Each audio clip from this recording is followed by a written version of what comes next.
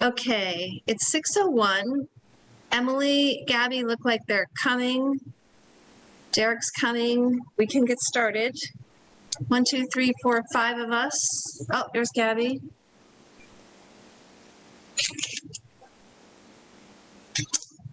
Emily was here a minute ago. Yes, I'm coming. I'm here. Yay. Okay, so we have almost everyone. So we'll get started since it's 6:01. Welcome to the June 29th, 2021 meeting of the Community Relations Committee. We would like to thank Easthampton Media for recording tonight's meeting. All past meetings of the CRC can be found on our city website for viewing at any time. All committee members and participants in this meeting are gathered remotely during the COVID-19 pandemic under an executive order of Governor Baker on March 12th, 2020, and is extended by him on June 16th, 2021, allowing us to do so. For the benefit of those of you who are joining us from the community, I would like to start this meeting by sharing our committee's mission statement. Our mission is to promote positive relations throughout Easthampton's diverse population. We will work to build a sense of inclusion, community, and pride, where community members feel welcome, accepted, and valued. And we'll begin tonight's meeting with a roll call. Rebecca Passa. Here. Patty Dougherty. We'll come back to Patty. Emily Britton. Here. Margaret Kirstein. Jan Norman. Here. Myra Oriademi. Here. Gabby Stevenson. Here. Deborah Lusnia, present. Patty Dougherty. Here. Thank you. Okay, very good. Hopefully Margaret will join us shortly.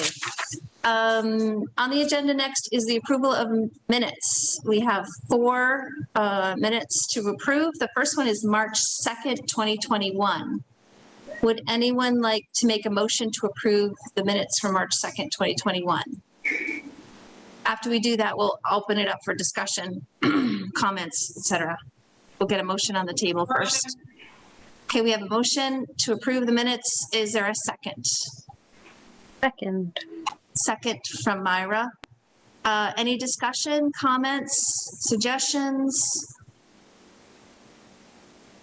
No. Okay, so we'll vote on that. All those in favor of approving the minutes?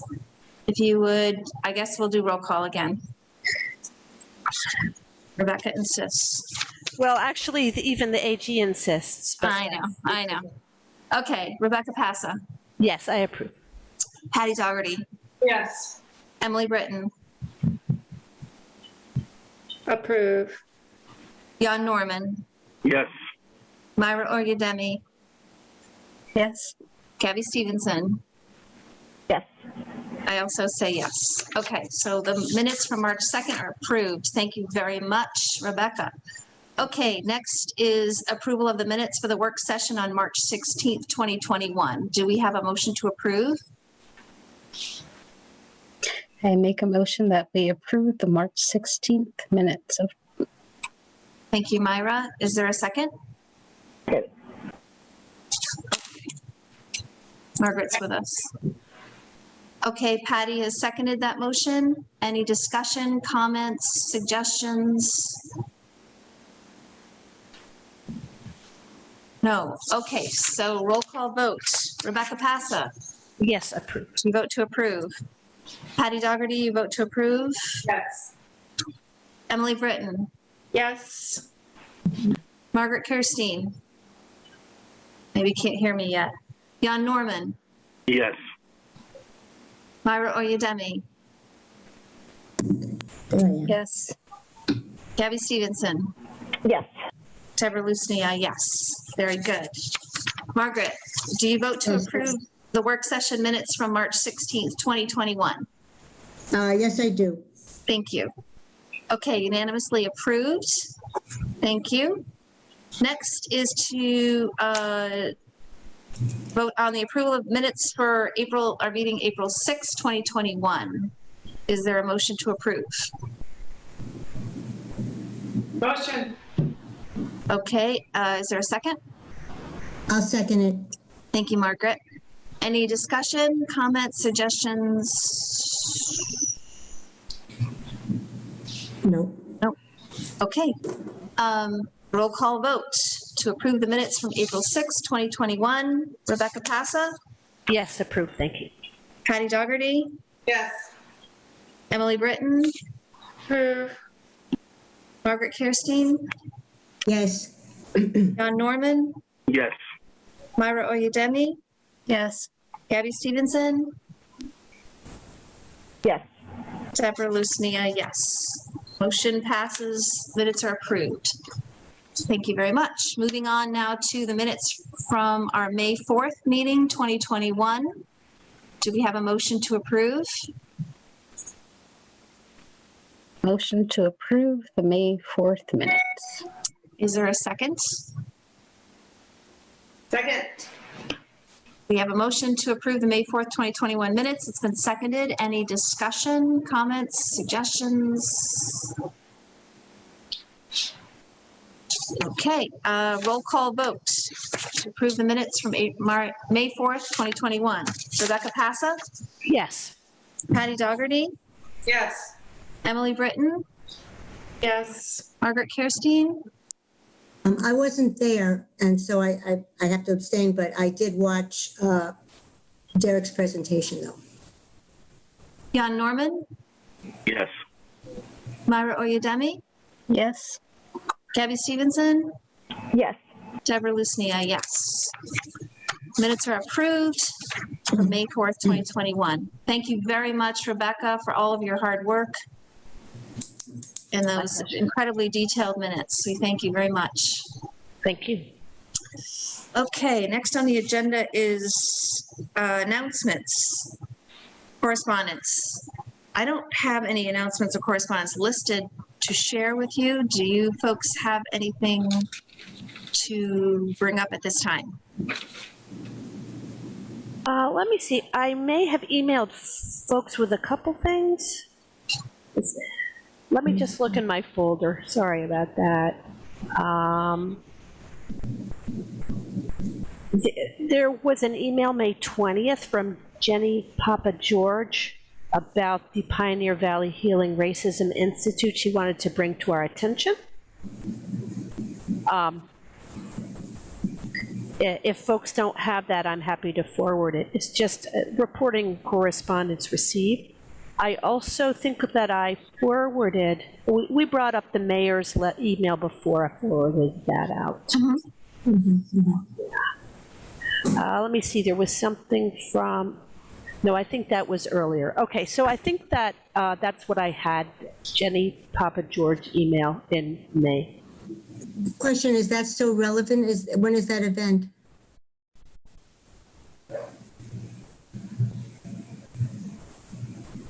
You know, I think she's calling our attention to the Pioneer Valley Healing Racism Institute in general. Okay.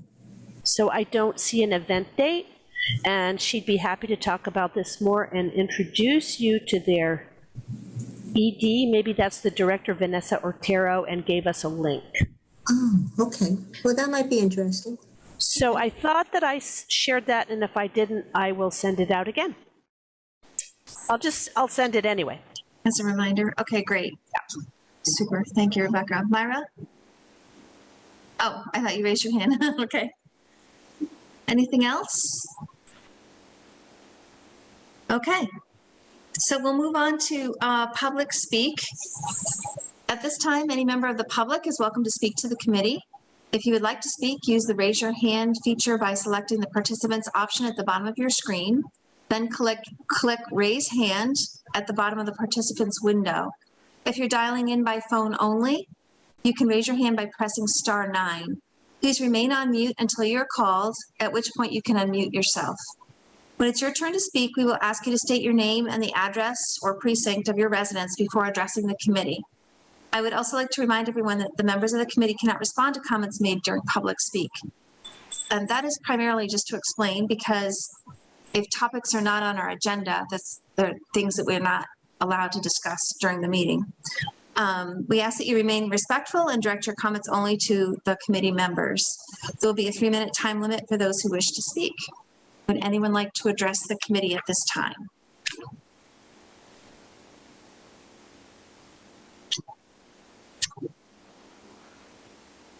Okay, I don't see any hands up.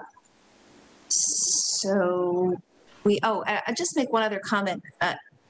I know it's been suggested in the past that we have public speak later in our meetings, but oftentimes it's put early on in the meeting because sometimes people have things they want to share with the committee and they don't want to have to sit through the entire meeting to wait for the time toward the end when it would be appropriate to speak.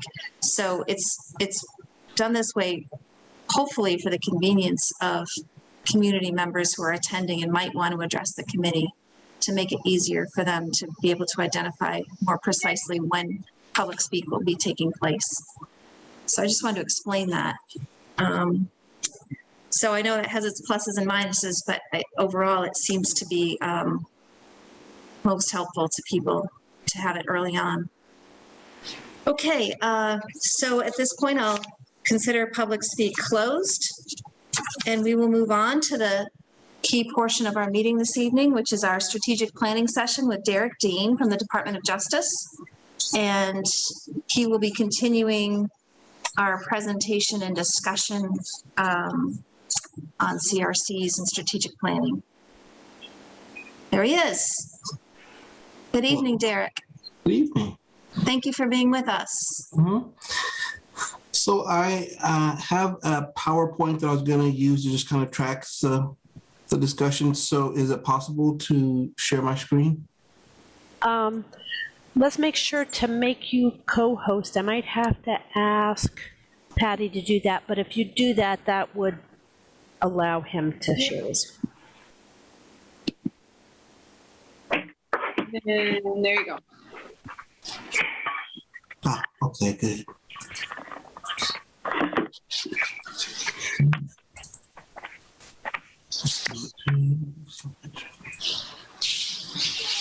So, good evening, everyone. It's good to see all your smiling faces.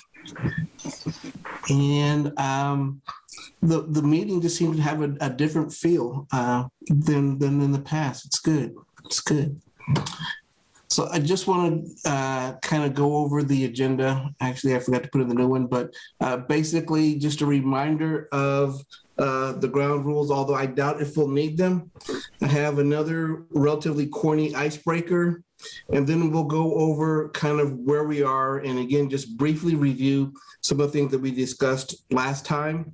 And then from there, we'll review from what I've been able to find from the ordinance that created the Easthampton Community Relations Committee to the recommendations found in the mayor's working group on police reform, and then also Blueprint Easthampton had recommendations that specifically mentioned the CRC. And so we'll review those, make room for other recommendations, and then we'll talk about a vote that will prioritize those, and then an action planning session to begin implementing. So that's the agenda for today, this evening. Ground rules, I'll keep it brief on this one. Participate, but I don't think there's a problem there. Give respect, speak one at a time. Again, in this environment, that's kind of a given or a natural. Confidentiality, bear in mind, we're being recorded and this is a public meeting, but for the sake of just not going out and starting gossip or rumors or slander. Making this a judgment-free zone. Ouch, oops, educate if something said is done that you find offensive or hurtful.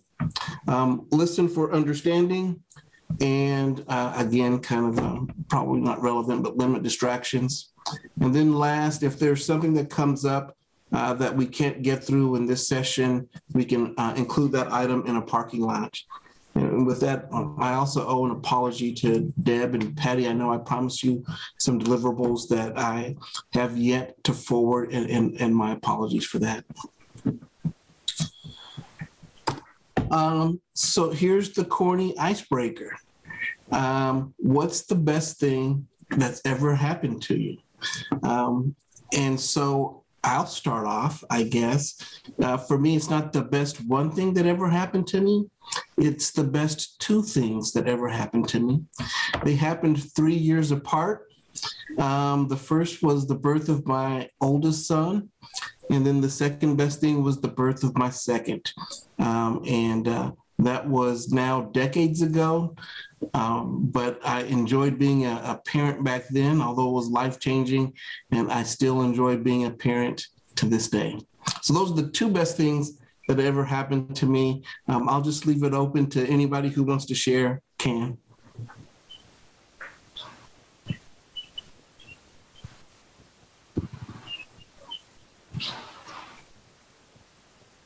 Margaret? Oh, I think the best thing that ever happened to me was meeting my wife 40 years ago. We just had our 40th anniversary. And so that has been a real blessing for me. Wow. Congratulations. congratulations. Thank you. Thank you. I'm very proud. Whoever thought, right? Whoever thought. But in any case, yeah. So that is one of the best things that ever happened to me. So you were 10 years old. I was. I was. And I think I was still asking permission to cross the street or something. That's awesome. Well, thank you.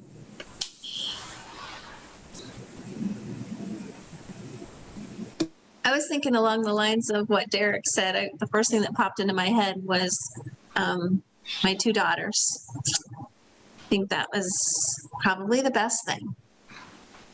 Also 3 years apart. Okay. Also decades ago. Well, I might add, if I may, more recently, I think what is really the best thing that happened to me is when my children grew up and they are understanding, helpful people. There's some challenges that they have understood, and that's just been really amazing. Beautiful.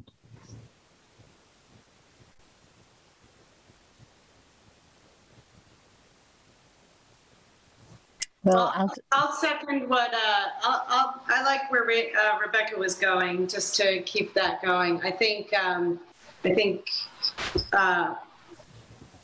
when I adopted my son was the best day of my life. And then watching him become this amazing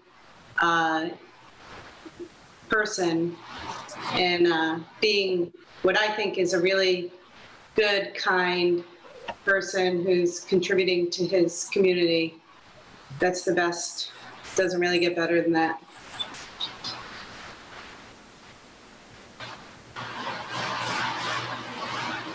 Myra, are you going to share? well, if I share, these are all very deep. I like to keep it simple and funny. So the best thing that's happened to me recently is the discovery of a spice called Tajin. Oh yeah. Oh, that's yummy. I love it on everything. It's broadened my horizons, and it kind of reminds me of spiced pineapple, which I had in my very favorite city, Durban, in South Africa. So it brings me full circle to one of my fabulous experiences. One of the best things that happened was being able to travel abroad as a student, and I love Tajin. Thank you. You have to teach me how to use this spice. First pronounce it and spell it, and then I can use it. It goes on absolutely everything. Yes. How do you spell it, Myra? P-A-G-I-N. What is How do it? you spell- P-A-G-I-N. P-A-J-I-N. Okay, good deal. Thanks. Yeah, try it on a mango popsicle. Okay. Yes, mango or pineapple or fantastic. anything. Yeah. I was gonna say, I think Dole makes the tahine mango popsicles, and which actually that could be a follow-up to my best thing is that Eric, my husband, bought all the boxes of the tahine mango popsicles for me that he saw at Stop and Shop. So I currently have like 6 boxes of those popsicles in my freezer. Yes. So you're more than you should try. I'll have to give you some, Myra, because they're really good. Yeah, Thank I you, think it came from the man who invented it. It's his last name. So Okay. Yeah, it's very cool. You know, when Derek, you asked that question, I mean, my first thought, you know, was also about birth, and you know, just thinking of, I was living in a funeral home, you know, putting people in, you know, boxes, so to speak, and then the very next day, my midwife didn't show because she was in an accident, and I was stuck there, my wife and I, and this birth of my son, you know, and then 11 years later, we were at a hospital, but I moved the midwife to the side. I said, I've done this. And just being able to have that experience was just amazing, amazing. So, and, you know, I just think about it all the time. It's beautiful. Yeah.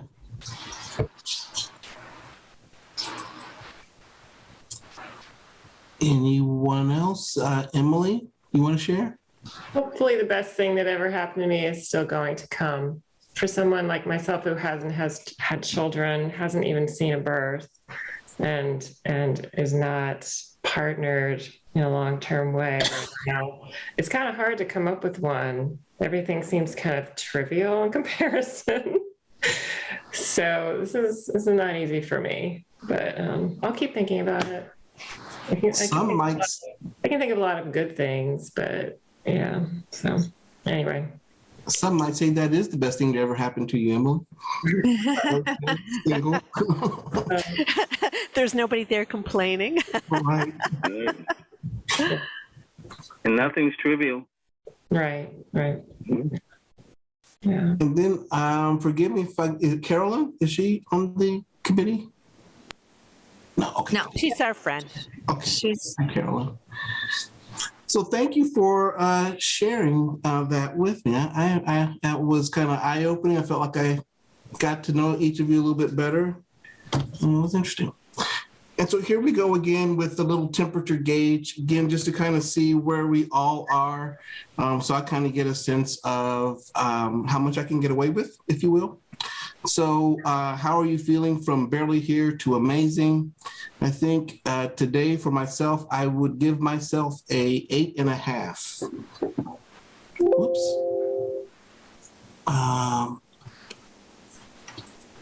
If I could just go down my list here, Rebecca, how about you? What's your number for tonight?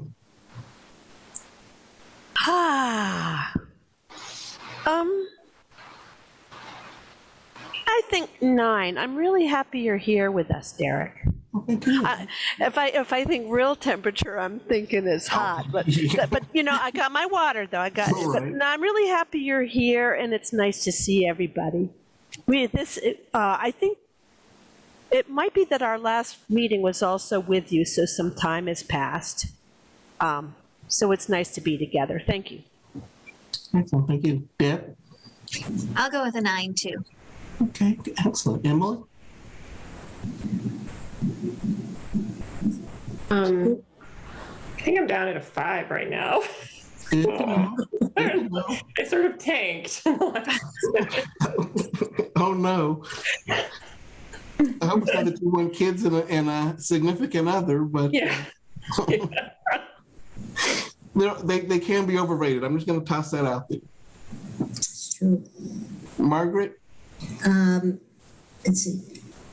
I would say, well, I have 2 marks. One, I'm at 10 plus because I'm in air conditioning. Okay. So that's great. I'm great. And I would say about an 8.5 also. That was a good number. Okay. Jan? Emotionally, I'm at a 9. Physically, I'm probably like at a 5 or 6. Okay, because the heat or? Yeah, it was my daughter's graduation party was at Lupa Zoo, and chasing her friends around, I'm tired. The heat got to me. Maybe Gabby can expedite one of those mango popsicles to you. I have some in my freezer, so okay. I'm all set. Myra? Okay, never want to overrate, so I'm going to say a solid 8. I feel good mentally, spiritually, physically, and I'm in a nice, cool basement. So I'm fired up and ready to go at an 8. Gabby. I would probably say maybe 7. I mean, just it's been a long work day, a long hot work day, so I feel like I haven't really moved from the spot since 9 this morning. So I think that's where I'm at. Good to know. And thank you all. Excellent. So again, kind of now transitioning into, I guess, why we're actually here in terms of the Easthampton CRC and strategic planning. What can the CRC focus on in terms of the next 1, 3, 5 years? Again, you've seen the slide, but going back to the reason from the city spirit that outlined why the CRC was created. The number one reason, according to that report, was lack of civic community involvement and relying on social media versus direct communication.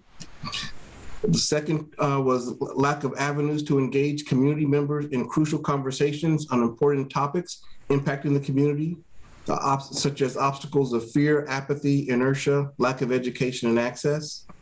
That was a close second. Third was new versus old residents division. The fourth was racism, ethnocentrism, anti-immigrant sentiments create sense of not belonging and unease and not knowing what to report or who to report it to.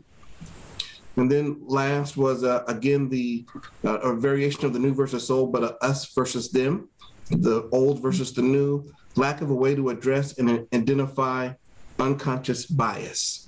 So those were the top 5 reasons identified in that city spirit that occurred several years back, but was one of the impetus for creating the Community Relations Committee, and one of the reasons that the committee wanted the Community Relations City Committee to address these concerns in particular.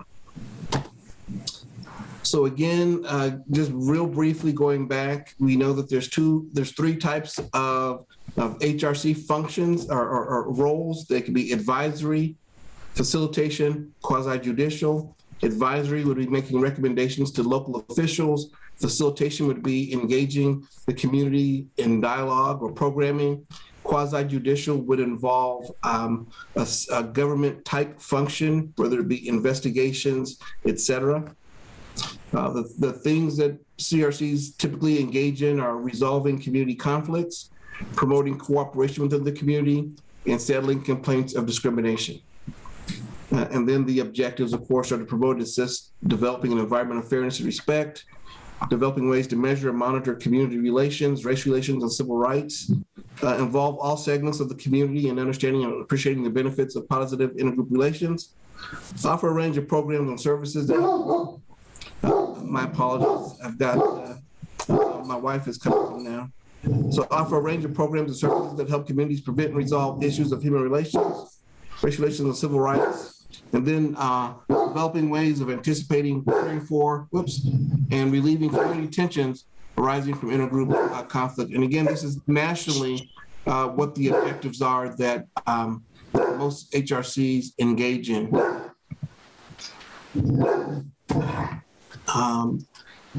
Most HRCs experience challenges. Those challenges come from ad hoc demands from community stakeholders, inconsistent attention and support from elected officials, hazy programmatic responsibilities, challenges of funding, development of relevant and impactful programs and services that achieve long-term goals. On the funding issue, I was at the Massachusetts Human Rights Coalition meeting. This issue of funding came up. I asked one of the private HRCs there why they decided to go private instead of public, and it was because of funding. They thought that with that 501c3, it gave them more, they could still receive funding from the city, but they could also engage in private fundraising too. So funding is a consideration that, you know, all HRCs are going to struggle with at some point.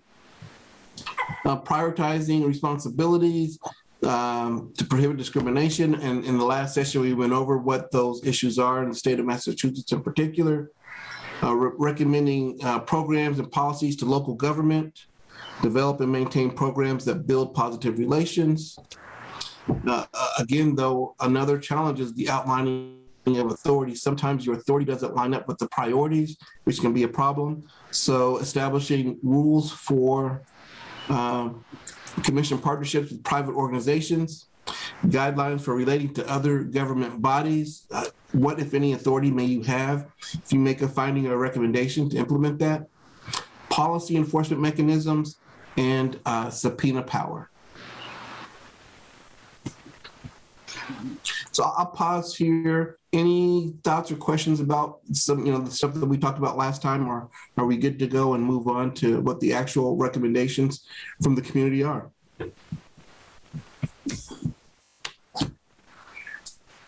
Perfect. Can you go a little bit more into the policy enforcement mechanisms? Yeah. So it could be that there is a policy or ordinance on the book. So, for example, in the community that I will soon be leaving, there are non-discriminatory ordinances on the books that make it illegal to discriminate against persons based on race, color, national origin, LGBT status, gender identity, et cetera. But there is, even though those ordinances are on the book, and our local HRC is responsible for enforcing those or investigating those, there's no enforcement mechanisms. And so the ordinances are more for political purposes than actual change, if that makes sense. So it would be great if the HRC had policy enforcement mechanisms to give their actions teeth, right? So if they did find an employer was discriminating against someone based on their gender identity, et cetera, that they could actually fine or what have you, but impose something that would get the person's or organization's attention and encourage them to change, if that makes sense. Does that help you on? Yes, it does. Thank you.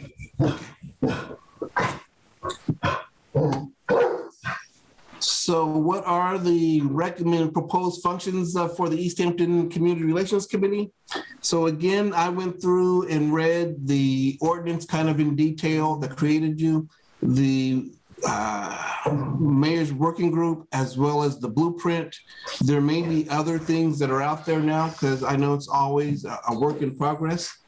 But this is what I came up with, and I divided them into the three roles, if you will. So advisory. There were advisory recommendations that came out of, in this case, the mayor's working group. And so what they are suggesting is that the review and advise the Easthampton Police Department at least on a monthly or quarterly basis on the agency-wide annual review on bias-based policing. And by agency-wide, this would be the police department, Easthampton Police. The annual analysis of use of force, a report on the One Mind campaign that calls for determining what % of calls for service involve mental health.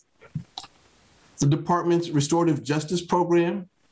In that regard, they're asking for input, advice on how decisions about diversion to the RJP or restorative justice program will be made.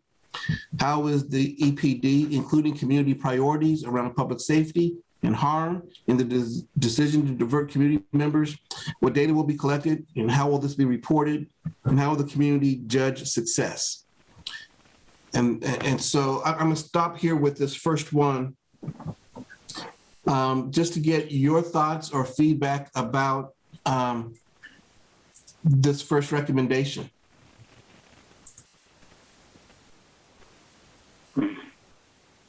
Are any of you familiar with this? Is this, I'm assuming this is not new, but is this new? It's Margaret. I was on the mayor's work group as well as Rebecca, and Gabby was on it for the beginning of it, and so this this was put into the report. It is not something, I mean, I have my own perspective on these suggestions. I don't know, I wanted to, before I kind of said what mine was, I was curious about what other people thought about it. Oh, Margaret, why don't you kick this off? Just share your perspectives.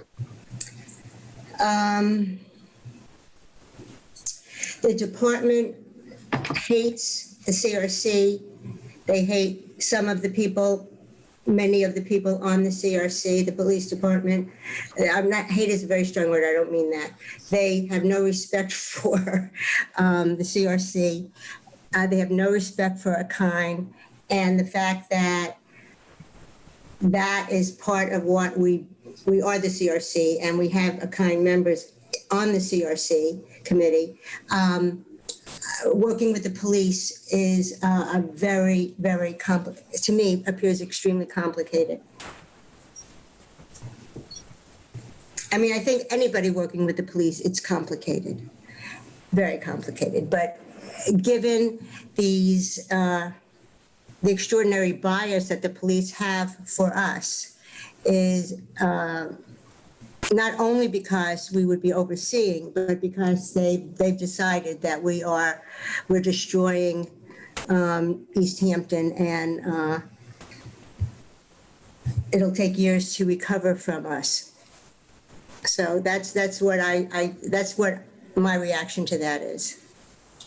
I did not see that coming. Appreciate you sharing that, Margaret. Anyone else, their thoughts? I guess, well, now my thoughts are, I guess, why they think CRC is destroying Easthampton? Is that what you said?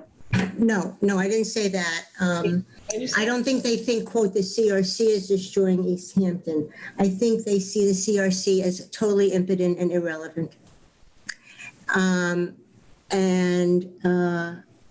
From comments and the survey that Nicole Hendricks put to the police department, and which got like almost 90% return, so most people involved in the police department, responded. And I can't say everybody feels that way, but it's a thrust of the department. And I think that I'm not exactly sure why the CRC is seen so negatively, but I have a hunch as to why. But I'm not sure about it. I can share it, but it's my own perspective. Yeah, I mean, I would like. I think they should tell us directly rather than us going on hunches. But right. I think that yes, but I think there's a liaison from the police department that was at a couple of our trainings when we very first started, and maybe came to one other meeting or two other meetings, but right. We haven't seen for years. Right. I don't even know who it is, but. Right. But I think that where CRC was a non-entity until basically a kind existed. So last July, August, when a complaint came to the CRC about the police department, and then I've said this before, all of a sudden we had their internal investigation in our emails, and it then was snatched by a lawyer with the town, and we've never discussed it. But I think the police see us as the fact that we could get that information and we were potentially going to discuss it or assess them. I think that was we were done. That did a lot. That was a damaging thing in terms, because we were then automatically seen as overseers of the police department, which we are not. If I could just jump in, though, following what you said happened last summer, I think the mayor's working group issued the report in February or March. End of March. Yeah, this was one of their top recommendations. It specifically engages or asks that the CRC support the community in this process. you were on that, so maybe you could. So I hear what you're saying in terms of there's a lack of trust between, or really a lack of a relationship between the police and the CRC. But in terms of this recommendation by the mayor's working group, do you think it's a viable topic or issue for the CRC to be handling? Well, it's one of those things. It's like, do you want to work for freedom? Well, when do you get freedom? I don't know, so it's the issue, isn't it? It's the issue of the day. And so does it mean that we shouldn't deal with that issue? I don't know. I just see it as extraordinarily difficult. And we would need to be a really solid group. And I think there would need to be some facilitation, and definitely the liaison from the police department and maybe the police chief, and, really having some conversations. And, I'm not saying that shouldn't happen. I just don't see that as garden variety at all, especially at this moment in time. So again, I don't know, so forgive my naivete, but so the recommendation is to receive several reports or a few reports from the police department and advise them on how they can improve their service to the community. So short of the relationship, what about the CRC playing that role? Is that, in your opinion, on these A, B, C, and D issues, do you think that's something that the CRC should not tackle?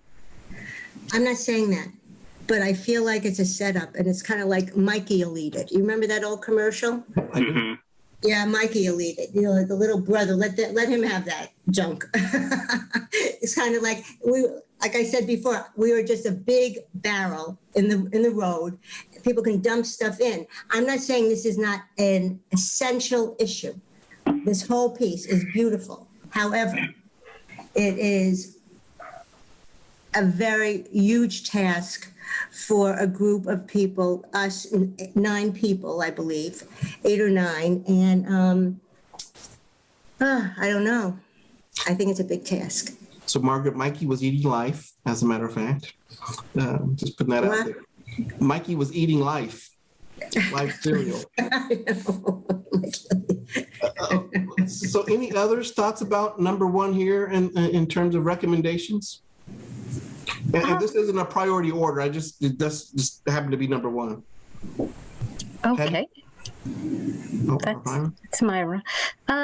My thought for right now is that right now we're still in an infancy. At least let me call the group's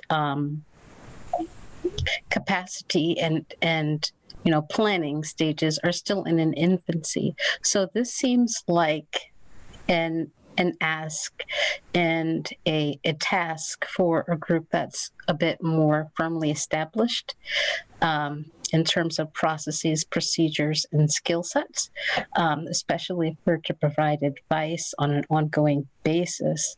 And we have yet to develop an ongoing relationship with those who would be receiving advice. And it's unfortunate, as Margaret said, that there's some sort of perception about the CRC when it hasn't been the group is becoming actionable. So it's a bit sad that there's a perception about the CRC, because I don't think that any of our actions or our conversations that have been that we've been having over the last few months are deserving of that, because we have hardly discussed anything related to the EPD. So I'm not really sure, other than people have a manufactured boogeyman. So we've become the manufactured boogeyman based upon perception. So anyway, those are my 2 cents on that. I think it's a heavy lift for where we are right now. And unfortunately, there are some perceptions that may hinder some of that work. Anyone else? Patty? Mm-hmm. Are you trying to share? No? Okay.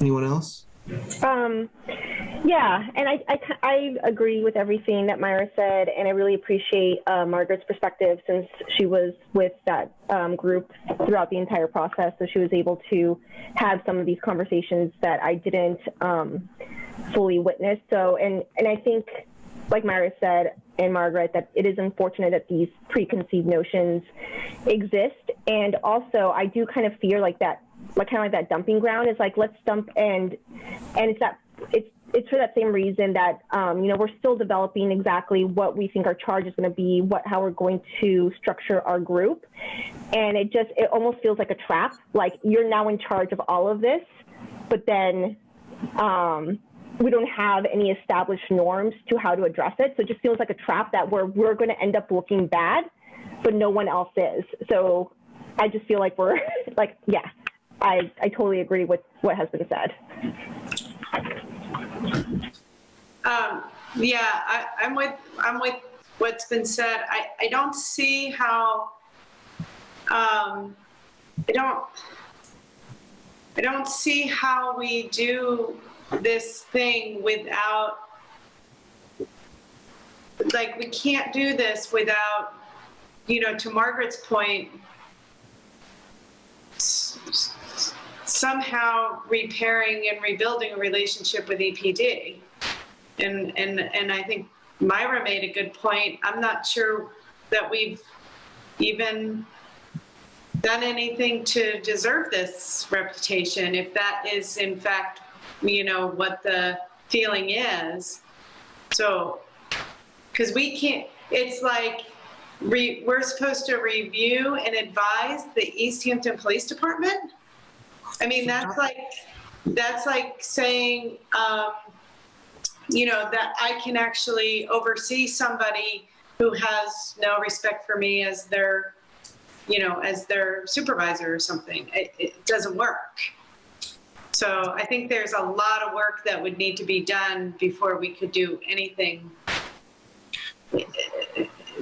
And again, just to kind of be clear, and I guess it's worth discussion as well, but by the term review and advise, how I interpret that is that whatever these reports are that the police department is going to make, whether the CRC reviews them or not, but that the review would be that these documents would be, as a matter of protocol, given to the CRC to review.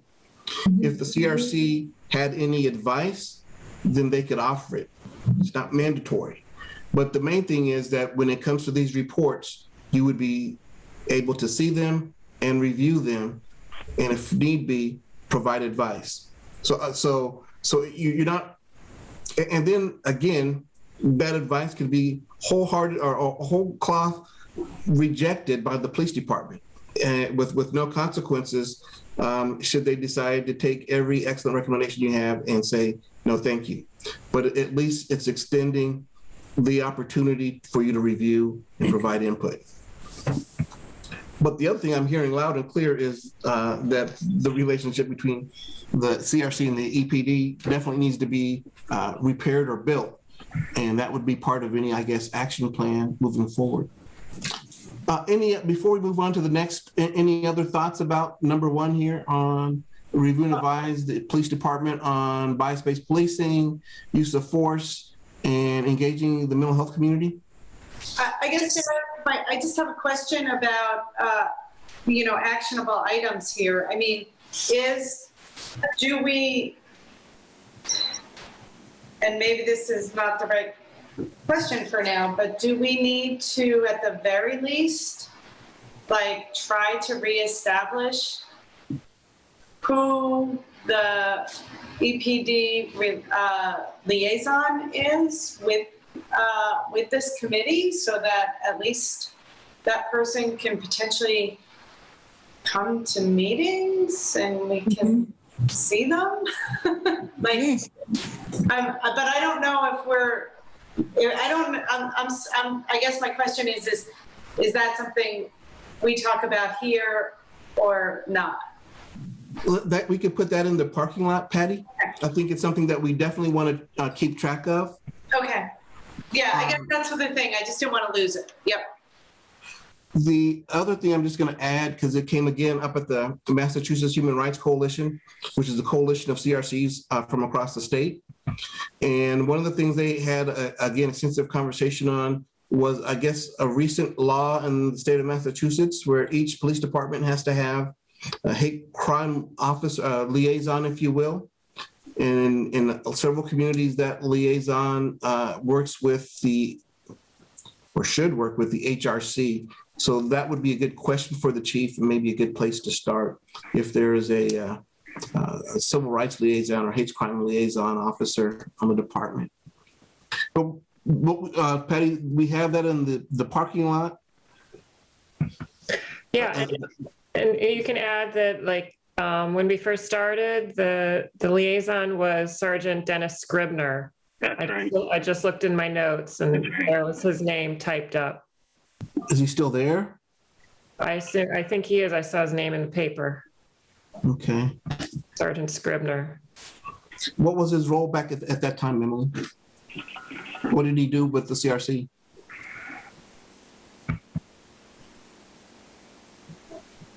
He was called our liaison with the police department, and he came to a few of the first meetings. But then he hasn't been in at least a year and a half, maybe. Okay, excellent.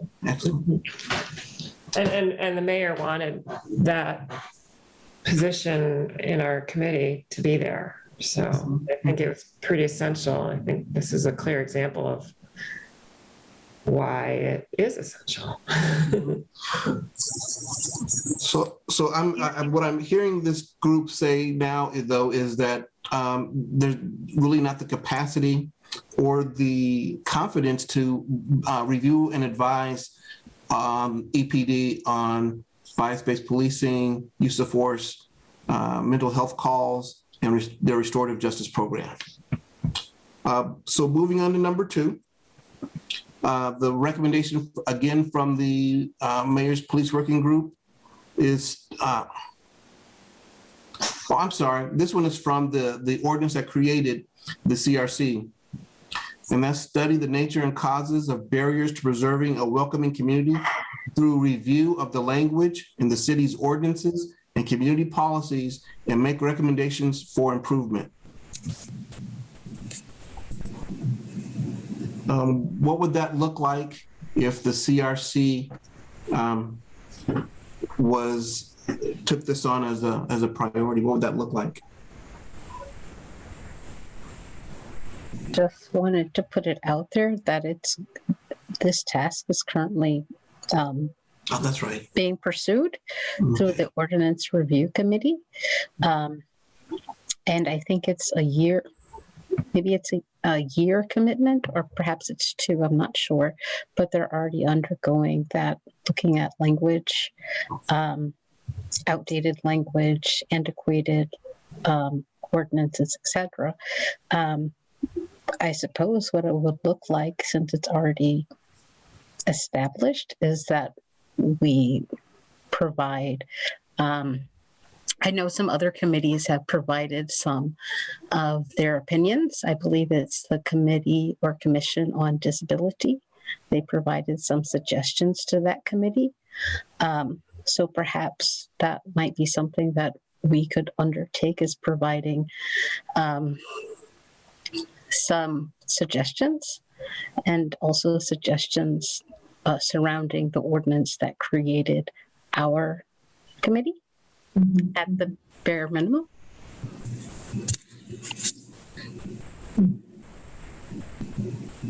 Others? I'm not sure if that part, I mean, I think there are some other recommendations, but I'm sorry, I can't remember them all right this minute, but I'm not sure if that one or the next one is about really working on a bunch of language barrier things. And, there's nothing in Spanish basically anywhere. There are not translation services available. Anyway, that was an issue that we discussed a lot in the mayor's task, work group. So I'm not sure if that's involved in that one or one of the others.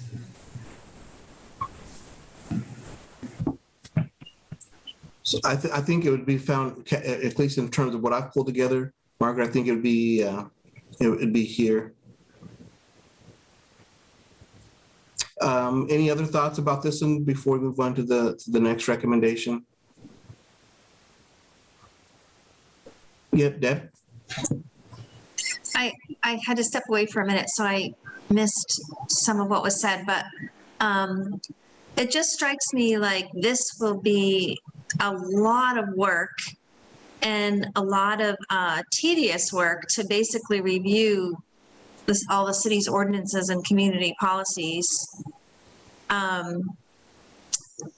don't know, I just envision that being a very long, tedious, detailed process. So Deb, Yeah. I think, were you able to hear Myra's comments? I stepped away for a minute, so I missed some. So Sorry. There is already a review of the city ordinances happening, and that is being done by somebody help me out, a subcommittee of the city council. Yeah, Lindsay and Tom. Yeah. So is it being done with this same lens? Is this what they're focusing on?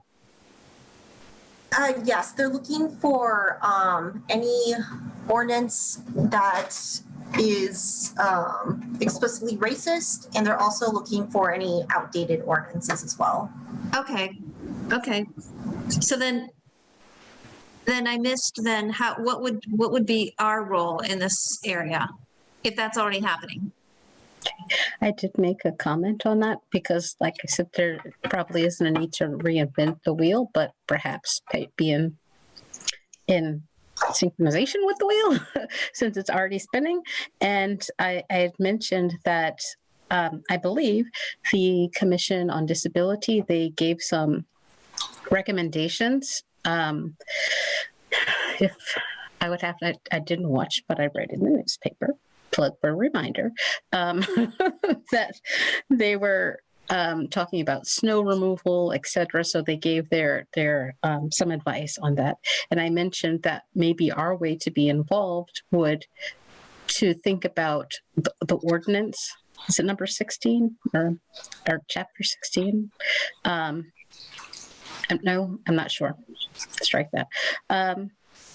That created this CRC, and perhaps we could give some input on that. But it's, I believe, either a 1 to 2 year commitment.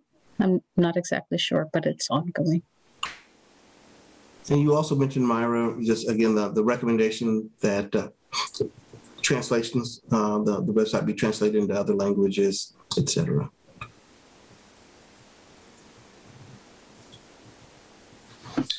Okay, so moving on to number 3. Again, this came from the ordinance that created the CRC, and that is assist in the development of public information and programs aimed at enhancing the quality of life in Easthampton.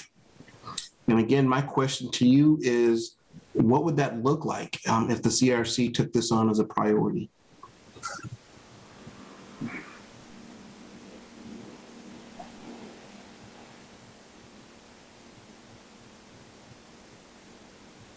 It's a big question.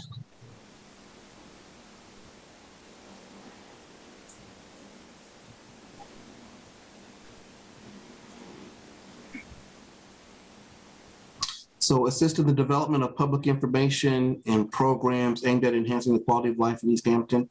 The first thing that runs through my mind is it PR? Is it starting a PR campaign that's like Easthampton Proud or whatever the case may be? Is it highlighting some of the diversity found in Easthampton? Is it programs that provide cooling centers to elders? I don't know what that would look like or could look like. It was, again, when the ordinance was drafted creating you, one of the bullet points that they thought that this committee should tackle. Well, that was one of the things that last summer we were tackling, and Deb was definitely talking about and promoting, and we were all talking about doing a public relations, Northampton community of good neighbors. I think, and then there were issues about that because it sounded too much like another organization and blah blah blah, and then it got sidetracked. We all got sidetracked from that, but I think that was something that we had talked about doing, and I also think that one of the things that I find, because I'm not on Facebook, I don't want to be on Facebook, that the only place I can really find information about Easthampton events is sometimes in the Gazette, but I'd have to go to the town site, and I find that a very inaccessible way to find out about events, trainings. Like it was tag sale day last Saturday. I have no idea. I just happened to be out driving around at 8:30 in the morning, and there were tag sales everywhere. Well, I had no clue that was happening. So like that. I don't know how people find out about what's happening in Easthampton, and I'm on this committee. So that's all. I think that would enhance our lives. I do think that was one of our original, that was definitely,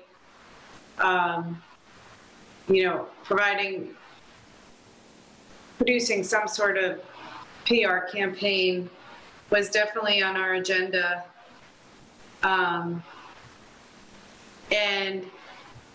I think it also feels like something that is doable, considering the structure of the volunteer structure of our committee. So yeah, that's what I have to say. I guess I would say, I like your optimism, Patty. I guess my opinion, which is no more, whatever than yours, is that it's not doable. Like we're all a bunch of volunteers. How can we possibly be a very strong PR, elbow or arm for the city? In the old days, we had newspapers that everyone went to, and there was a whole staff of journalists out there looking up things, and PR departments are big. I don't see how we could do it as a bunch of volunteers, but I think it's assisting is a big word in there.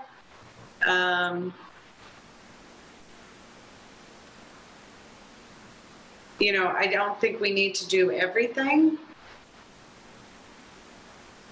but I think we could be one of the conduits by which people access information. Okay. Myra? Yep. My thought is, I'm not really sure if we have much, and I'm not really sure our role in terms of being a PR campaign for the city, as I'm thinking maybe it's because I'm leaning towards programming and providing information, but doesn't necessarily need to be publicity for the city. I think they have a website, and that is pretty manned already. But what success for me on step 3 is that we have figured out, or we have maybe collected some data somehow, whether it just be emails, et cetera, to figure out what enhances the quality of life for people in Easthampton, but also tie it in with those 4 points. I believe the top 4 that Mr. Dean already brought up at the very beginning, is that our programming seeks to be relevant, but also address those top, I'm not sure what they were called in the report. So that's what success looks for me. And I always think of keeping it small but manageable. I don't think we need to do huge events, but we can do what we can manage. Yeah, and then I think it was Emily, but in terms of capacity, I would challenge you to think outside the box and creatively. So it could be, and the other thing I'll toss out is that again, when it comes to the action planning phase of this, if part of the action plan is to ask for staff, and here's what we need staff to be able to accomplish, that is not necessarily off the table. Again, when it talks about it could be even a series of movies over the summer at a local park that talk about, communities getting along. I don't know what those movies would be, but there's a lot, and it could be not the CRC doing it, but leveraging the resources of the park department or something along those lines, or working with the park department to bring about such a program. Derek? Yes. I just wanted to chime in that I kind of get excited about that opportunity. And it seems like we could have a whole huge series of brainstorming sessions to identify ideas and then priorities and strategies for accomplishing those objectives. And like so much could be done with that number 3. I don't know. And personally, I got excited about it before too. Like, I guess that's where my passions always have lied, in like marketing and public relations and my work experience. And so I get excited about opportunities like that for figuring out ways to reach out to the community and be very proactive in disseminating information or bringing people together or whatever we want to strive to achieve. I don't know. I see lots of opportunities, like a wide open field, and it would require a lot of brainstorming, I think, for the group and a lot of prioritizing from the group, but I think it could be really exciting.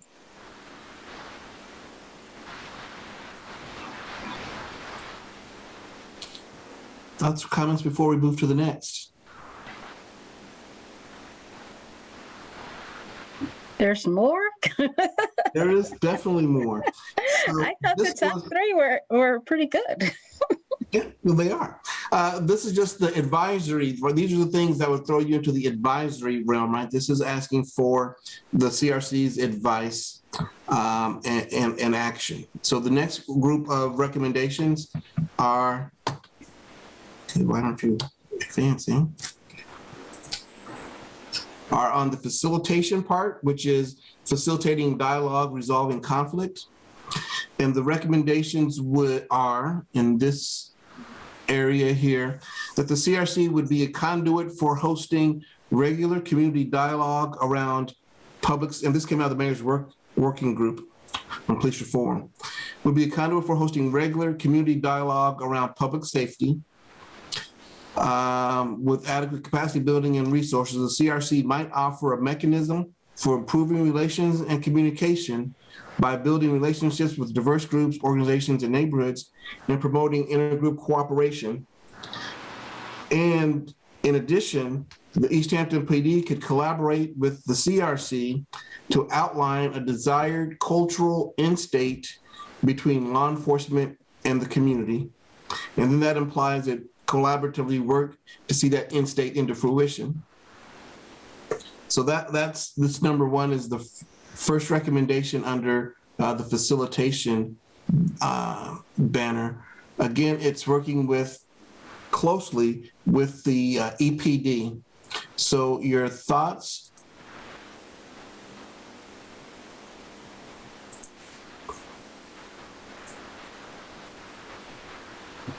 I kind of like that. Okay. I think that's exciting. The same challenges that came up before about respect, trust, the image of the CRC with the EPD, et cetera. Those don't pose a challenge in this area here. I was going to say, I think the conversation that we were having earlier, I think applies to this as well.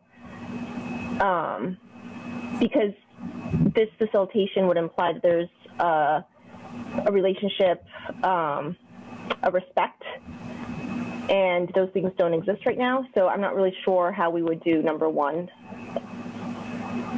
Anyone have any ideas how the CRC could do number one? Deb? Yeah, I mean, I guess I could picture it. You know, to start working together. I feel like this is like a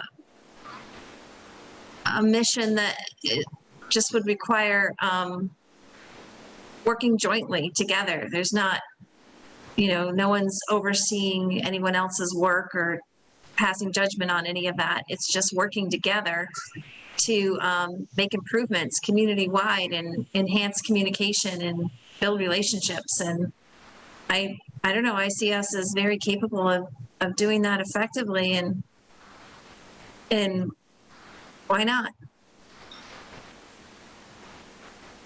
I guess I would just go back and say that we would have to start building that, figure out a way to start building that relationship again. Right, and I think working together toward a common goal where it's going to benefit them, it benefits the community.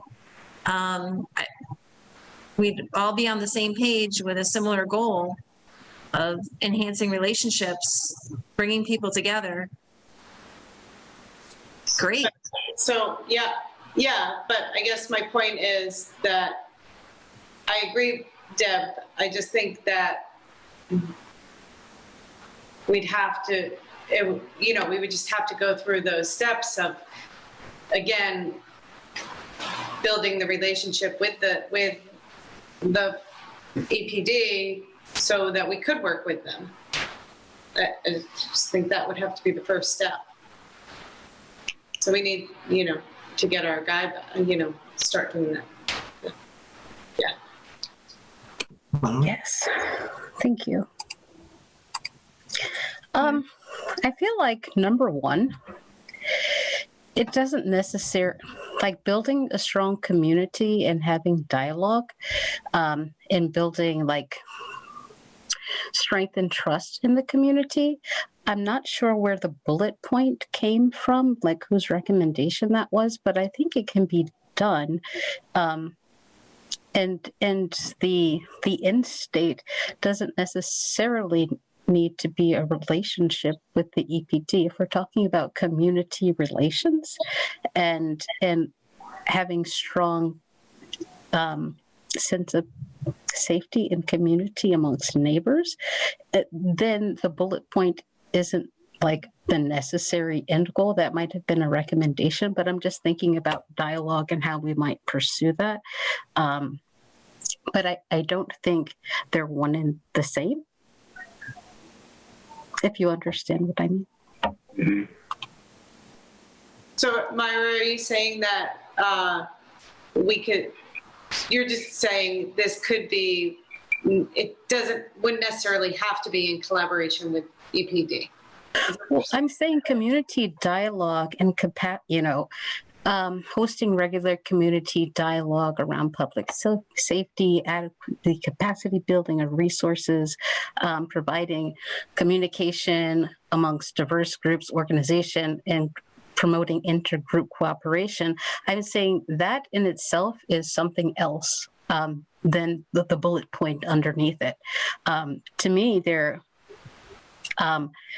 that might be one of the functions that a particular group may want, but they're not a complete match. Building relationships, improving communication doesn't just mean building relationships and communication with the end goal of the EPD if we're talking about the whole neighborhood and all the municipal offices, et cetera, et cetera. Okay. Well, let me just ask for some clarification from Derek. Derek, you took the mayor's task force and you kind of reworded what you read, correct? No, this is verbatim? This is verbatim. So this is the top. I feel like I wasn't on that committee. Yeah. So, and again, and I don't have to go back and take my notes, but it's either the mayor's task force or the mayor's blueprint. And this one takes two recommendations that I saw as similar. So it says, and I have to go back to my notes, and I have. No, this is the mayor's, this must be the mayor's, what you said a second thing, the mayor's something. The blueprint group. Blueprint. Right, and I do believe this is that the blueprint. the bullet came from the blueprint, and I thought that number one, but I can verify that what recommendation it came from. But these are both verbatim. So, and again, why I combined them was because I thought if you're asking for community dialogue around public safety, the community would be giving you this desired end state of what they would like to see. So I saw the bullet coming out of the dialogue, and then working with the police, you know, they would say, you heard what the community said of this dialogue? Yeah, I heard that. Well, how do we get them there? Now that was why I lumped those two, in my mind, related, because it's all based off of community dialogue together. But I get Myra's point, right? You don't have to, you don't have to do one to get the other. But again, to me, if you're doing community dialogue around public safety, the community is going to expect change, that things will get better. And that change that they're expecting would be the desired end state. But that's but you don't have to take my word for it. But so these are two distinct recommendations. You could separate those out if you'd like. What I'm hearing is the dialogue is good. The relationship with EPD is still needing to be bolstered, but that this is the dialogue part is doable. I mean, that's kind of what I'm hearing, if not desirable. Okay. So then the second recommendation under the facilitation role of the CRC is foster through education and public information, general awareness and understanding of community relations and city operations. This came from the ordinance that created the CRC.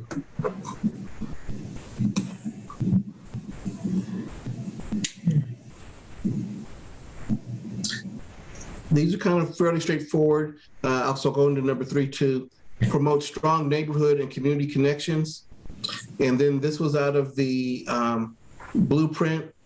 They mentioned specifically community mapping. And by community mapping, there was this thought that there were micro communities within Easthampton, and that those micro communities need to be put on the map, and that their value to the community needs to be kind of highlighted and shared, and went into a little bit more detail. But with that, they suggested community mapping, promote strong neighborhoods and community connections through community mapping.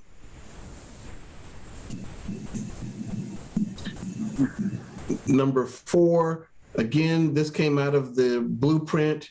Periodically promote educational opportunities for the community related to strengthening intergroup and community relations. And one of the educational opportunities that they mentioned specifically was undoing racism workshops.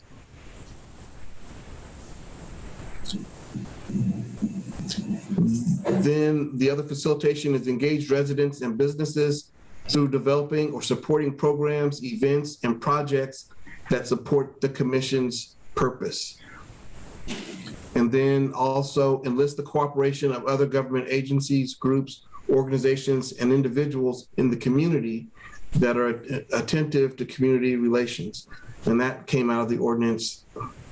I think the 5 and 6 came out of the ordinance that created the CRC.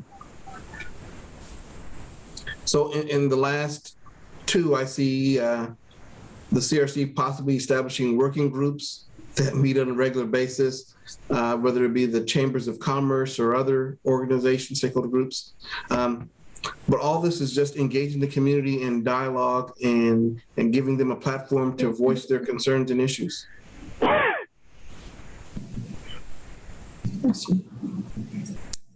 Thoughts, comments, suggestions?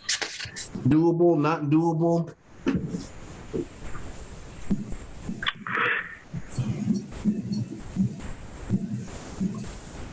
Well, I think that number 4 was where we were headed until we decided to work with you and do more of a strategic plan, Derek. So we were working on doing a workshop on how to have difficult conversations and hiring facilitators for that and blah, blah, blah. So, so I think we were already engaged in number 4. I have a quick question. The Undoing Racism workshop, where did that title come from? That came from the Blueprint report, and it was, and this recommends that workshop was specific to this recommendation, which is why I kept it in there. I didn't want to. It just seemed like they wanted that in there, so that's where it came from. It came from the recommendation of the mayor's blueprint, and they were suggesting that the CRC promote educational opportunities, and one of the vehicles they recommended was these workshops. I'm completely not familiar with those workshops. I can also jump in. I'm not familiar with the workshops at all either, but I also know that they're spending $27,000 for the city council to participate in these workshops. So I also know it's coming from there, and the city council is, I think it got it passed. So I think they're going to participate in these workshops in the near future. And it costs $27,000 for them to participate in them? Yes. Or, yes, yeah. That was the city council? Yes. They voted on it the last meeting. Wow. And who's leading those workshops? The Undoing Racism folks. Like I said, I don't know. I'm not familiar. Yeah, it's like I think it's an organization. I think. Yeah. I mean, because for me, this could be a parking lot thing, but I don't know. It might be just me, but it would, I could see more understanding racism and coming with, conversations will be difficult around that. But the Undoing, that seems kind of a pie in the sky at this time. Yeah, I know Carolyn isn't part of the committee, but I also know she was at that meeting, so probably knows better than I do exactly what that is. And she has her hand raised, if we want to give her the opportunity to maybe inform us about those workshops. I would have no problem hearing from Carolyn. Carolyn? Hello, can you hear me? Yes, ma'am. Yes, okay. Having viewed that the workshops are for all non-unionized city employees and the city council. So it's more than just the city council. And the organization that's doing the training is the People's Institute for Survival and Beyond. Thank you, Carolyn. And it's a two-day workshop. I know that they provide follow-up. I'm not 100% sure Easthampton has contracted for that, but that's been made available to them, is the things I remember. Okay, and Caroline, who again is putting that on? The organization is the People's Institute for Survival and Beyond. Okay. They have been doing, I don't know if they call it Undoing Racism, but maybe a similar title. They've been working in the Valley for decades, for about 20 years. They're not based here. I think they're based in Seattle. They work around the country, but they've done ongoing work in the Valley, Upper Valley, and some more intensive things, I think, in Springfield. They have a website. Mm-hmm. Yeah. Are we considered? Thank you, Carolyn. Thanks so much. Sure. Yeah, sorry. Are we considered employees or we're just volunteers? I think we're considered volunteers. We're ununionized volunteers. Yeah, we're not employees of the city. Right. But so, and then it's just city council, so we're not city council members either. Okay. I was just about to mute myself when I'm like, well, I think you could ask if you could participate. I mean, because there seems to be some opening around others, but that's my opinion.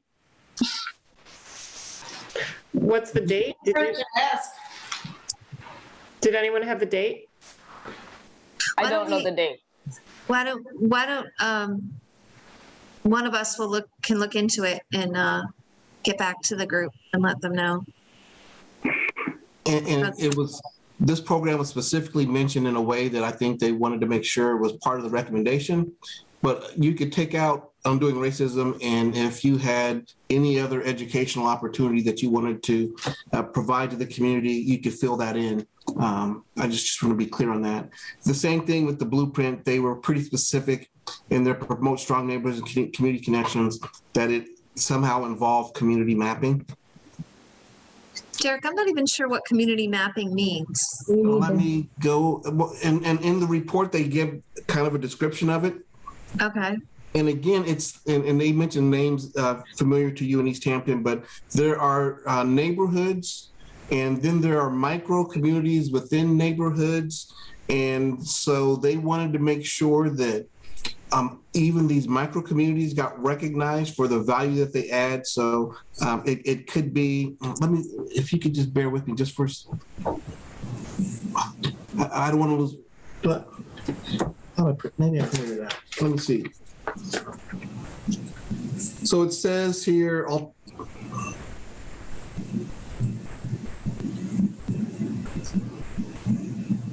so here's the full recommendation. It's kind of lengthy.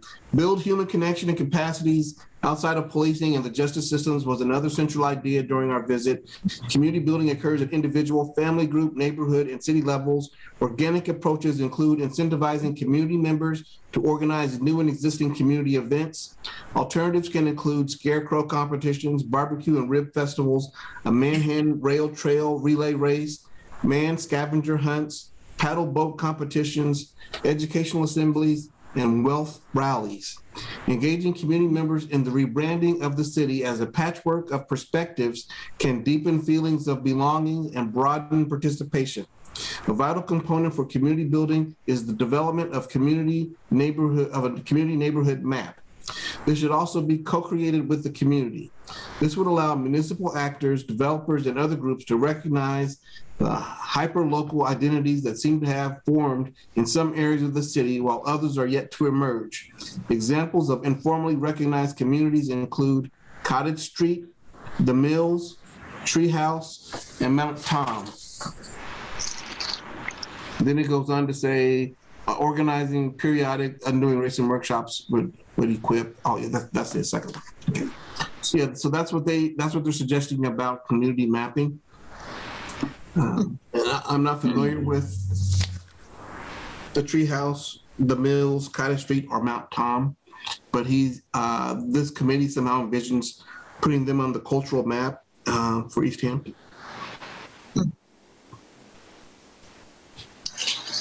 All those events sound like a lot of fun. What'd you say, Myra? I said all those events sound like a lot of fun. I'll RSVP. So again, those are the recommendations that came out on the facilitation piece. I'm going to move on to the next and last, which would be the quasi-governmental pieces. So the recommendation, and again, I want to say this is of the police working group, is to create at least one new staff position to work with the Community Relations Committee, or the hiring of an independent civilian investigator, or through the establishment of an advisor and review commission similar to the City of Pittsfield Police Advisory and Review Board. And then this quasi-governmental roles would be engage a core group of residents to examine, study, and recommend external oversight framework or mechanisms. For example, hire one or more paid positions in local government to support the Community Relations Committee, such as a Director of Human Relations Administrator, and/or an intake worker to help manage complaints, such as human rights complaints, that should properly be in the purview of the CRC. Create a police advisory review board with broad membership and representation. Create an alternative avenue for filling or filing complaints for community members who do not wish to file a complaint with the police department. Ensure that the complaint process is clear, easy to access, and transparent, including whether various types of complaints must be submitted to different departments. Develop web pages and documents clearly describing the process. Make sure materials are bilingual. Take complaints in person, in writing, online, or on the phone, or through third-party advocates. So in this one, the recommendation is to give the CRC a staff or access to staff that would assist in fulfilling these roles for the city. One of the things we talked about when we last met, though, is that the quasi-governmental role is specialized, and so you would have to hire somebody with specific expertise to carry these functions out. But what I'm reading is that this recommendation that is underway, you can get the staffing. So again, I open it up for comments and thoughts about the quasi-governmental recommendation suggested to the CRC to take on.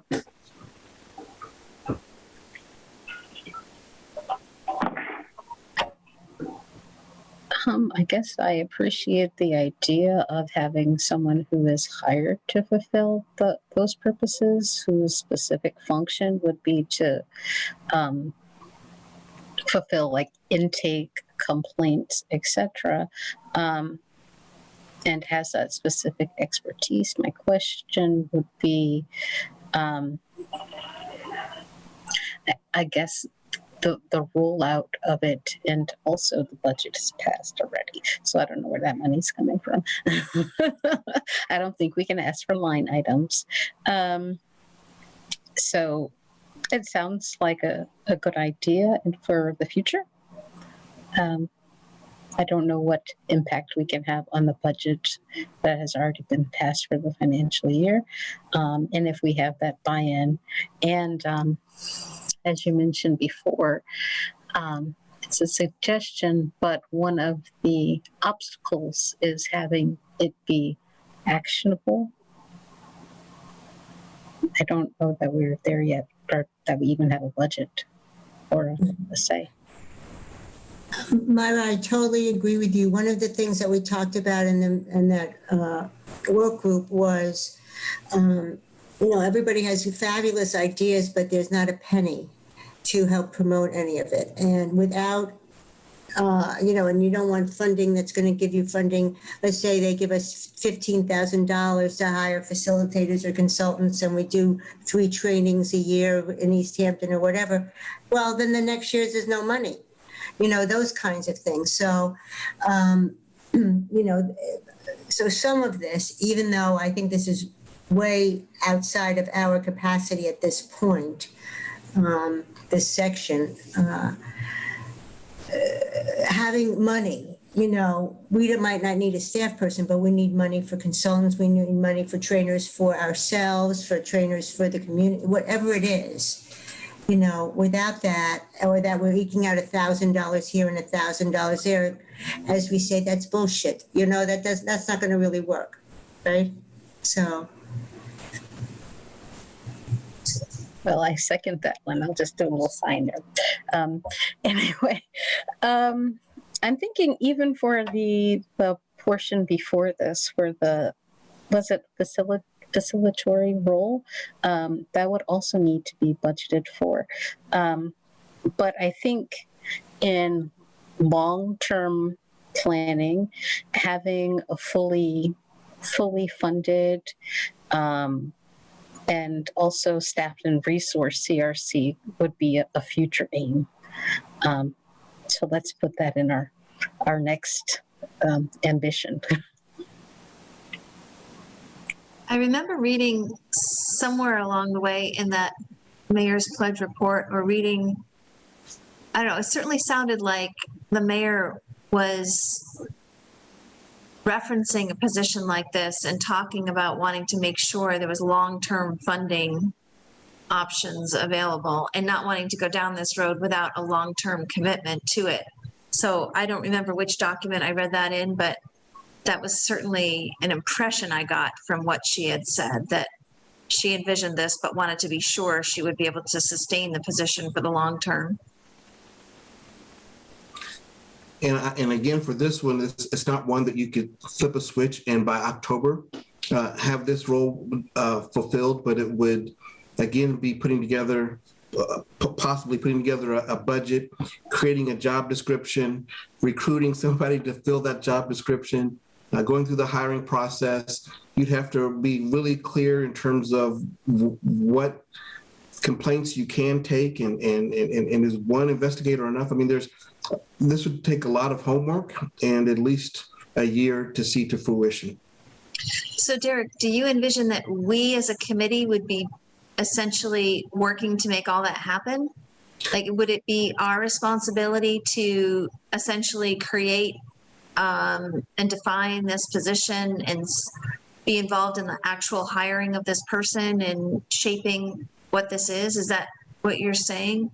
So I don't have the answer to that, but what I guess I would say is that if this was a priority that the CRC took on, that they would probably work in collaboration with the mayor and probably just because Professor Hendricks, who did the working group, to see, kind of where this is, what the vision is and what the potential is here.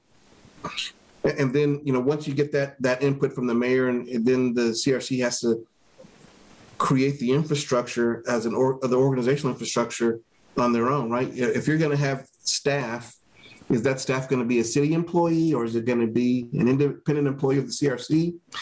So there's a whole host of questions that would need to be answered, and then an infrastructure put around either decision, right? So if it's a city employee, who would be the ultimate supervisor or manager of this employee, who could hire or fire? But, so if it's an executive director, they're making decisions that affect the CRC, but if the CRC has no disciplinary action and just kind of stuck with that individual, there's a whole lot to consider. So those would be discussions with the mayor and others in your community to really be able to get those kind of questions answered.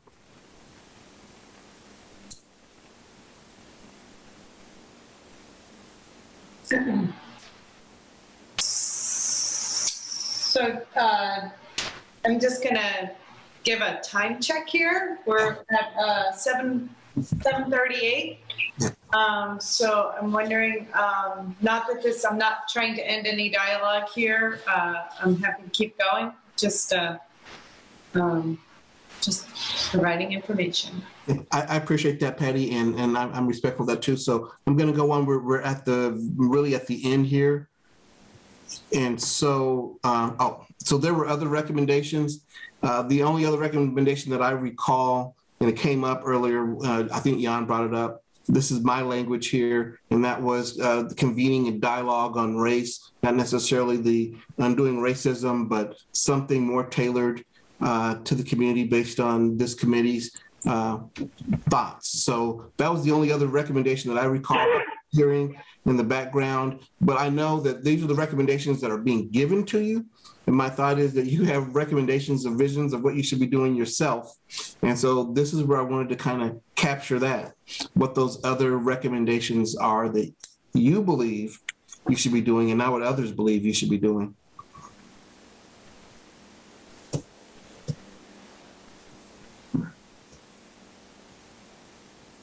Agreed. We might be able to come up with that after there were so many choices. You gave us 5,000 choices. I don't feel like I have any other possible ideas at all.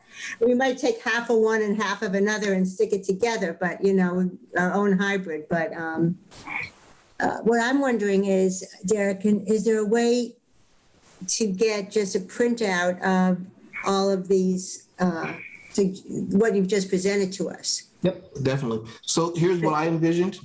I envisioned sending out a SurveyMonkey poll with each of these recommendations laid out, that each individual committee member gets to vote on their top 3 choices. In other words, if you had to focus on 3 of these recommendations, what would those 3 be? And then we would collect that data and send out the ranked results. In other words, collectively, the committee voted on these three recommendations that were given to you as priorities. And then taking those top three with some discussion, like do we amend it? Do we take half of it? Where can we find the sweet spot? And then from there begin implementing an action plan.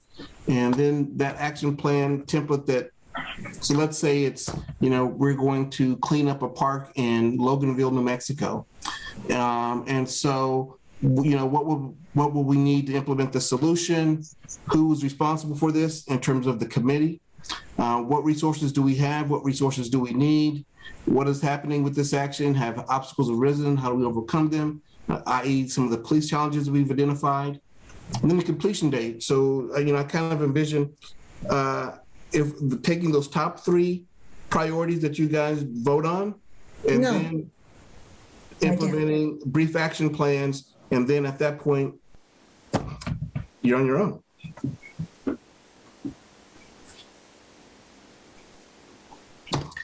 But the main thing is taking all these recommendations that have been tossed at you and being able to tell some folks in the community, we can do these, we can't do this, here's why, here's what we think, here's what we voted on collectively that we need to tackle initially to get our sea legs underneath us.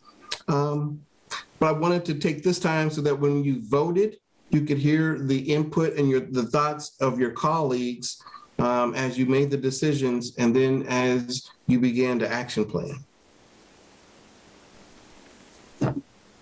So all that to say, you will see this list.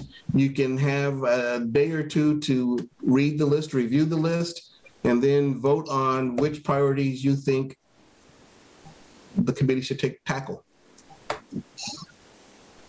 Yes, Margaret. I think I need more than a day or two. What would be fair? A week? 2 weeks? I mean, I don't know what other people need, but I'd like to be, those are a lot of choices. A lot of them are kind of like blah, blah. I don't even know exactly what they mean. Not that they're bad, but they're just rather obtuse in a way.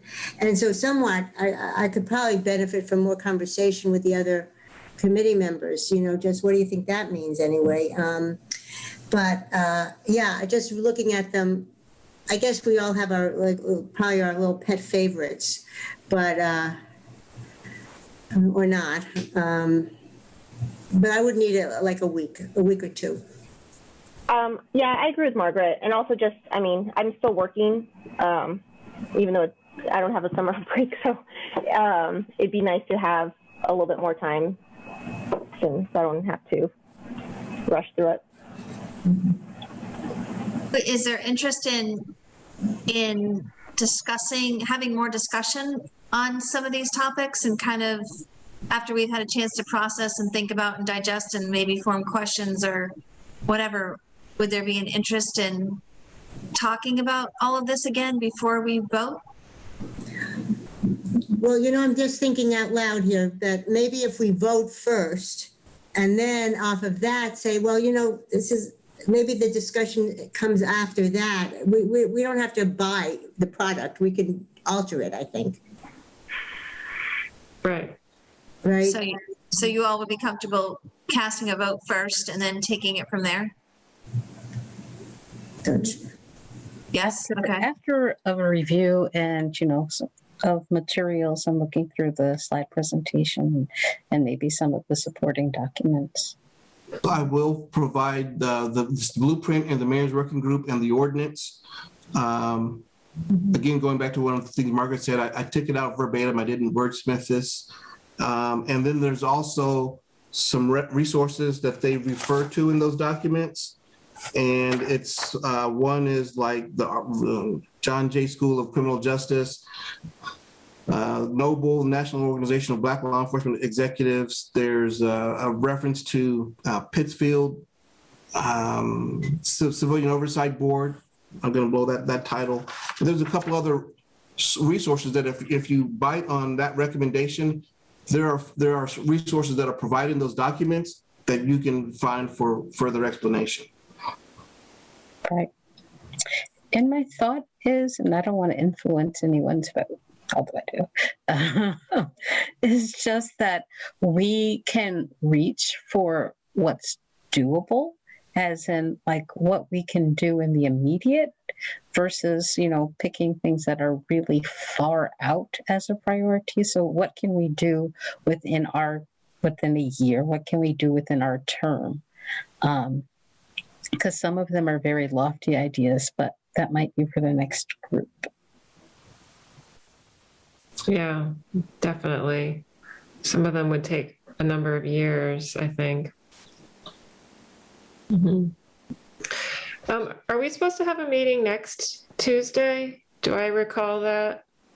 We had a couple people that weren't able to make it. So we are open-ended right now. And when our next meeting is, we need to talk about that. Mm-hmm. Okay. So here's what I can do is I'll send out the survey. If you guys are okay with sending out the Survey Monkey in 2 weeks to review the documents. And if you need longer, now's the time to have that discussion, but at least 2 weeks to review the documents and then the recommendations themselves.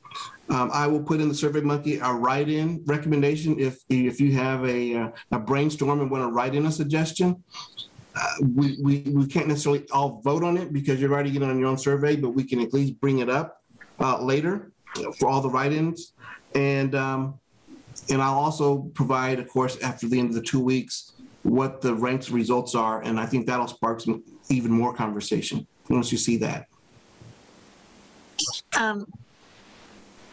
One thought I have is if this written survey that I think it'd be great to kind of fine tune conversation and discussion and all of that. But I guess I would like to have it somewhat open-ended so that it's not completely binding, so that we could mold or shape things from there with our conversation to then prioritize and determine officially, have another vote down the road that's actually an official vote. Do you know what I'm saying? That this Survey Monkey wouldn't reflect in a final official, this would serve to direct our conversations, discussions, and focus going forward. That sounds great. How are the results? So the results will be, here's the ones that got the top votes. And I actually agree, Deb, that will spark even more conversation now that you kind of get a sense of what the collective is thinking. Right. So is everyone comfortable with that? That this is the Survey Monkey is not a binding decision. It's for the purposes of directing our conversation and our focus and discussions going forward? Yes. Okay, that's good. Okay. So does that mean we can schedule another meeting in the 2 weeks or so with Derek? So I'm wondering if we took maybe less than 2 weeks to answer the Survey Monkey and maybe then met again on the 13th or the 20th of July. I don't know if that's possible. And are we meeting with Derek again? I was going to say, Derek, would you be present to help us be part of those conversations? You would like? That'd be, I personally, I'm just speaking for myself, I think that would be great. To stay with us through the conversations. I don't know how others feel. Mm-hmm. Sounds good. Yeah, sounds good. Okay, so I'm just going to grab my calendar. We'll look at what date we can all make for our next meeting. Let me go get my calendar too.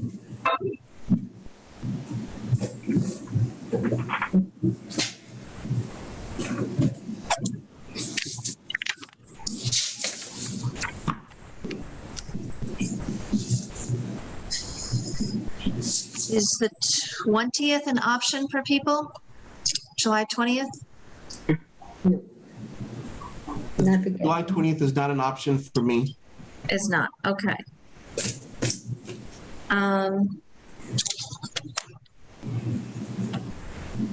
For Tuesdays, then that would bring us to August 3rd. I'll be out of town. Not around on the 3rd. So I'm just going to say, I think summer is just going to be, and not that we shouldn't do this as soon as possible, just knowing that summer's going to probably be hard to get, everybody. Going to be hard, yeah.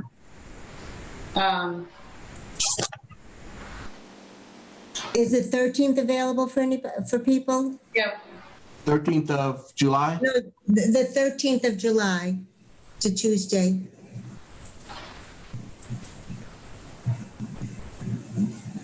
Can we do that? That's 2 weeks from today.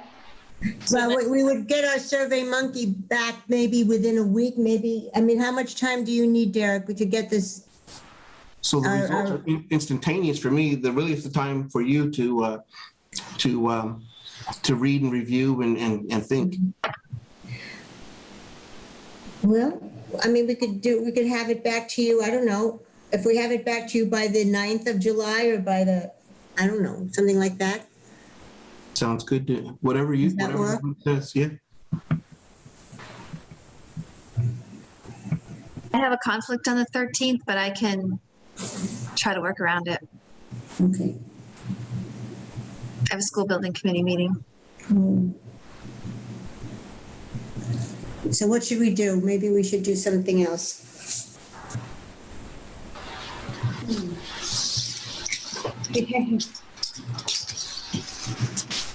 No, I think Deb was saying that she would make the CRC meeting. That's what I think she was saying, right? Yeah, I mean, yeah. If everybody else can make it, I'll somehow make it happen. Mm-hmm. I don't want to be the one to hold everything the up. 14th work? 13th. I'm sorry, Patty. 13th? The 14th, yes. No. But Tuesday.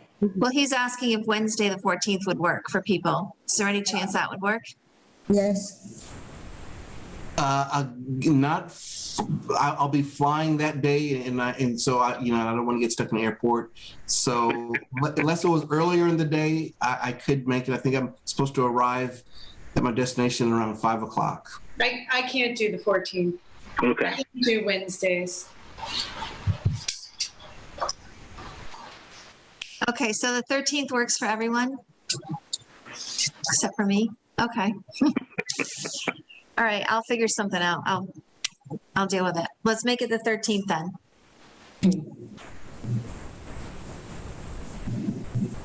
Okay. All right. And Derek, you'll be with us. I'll be with you. Great. And so what's the date we're all going to get the Survey Monkey to Derek by?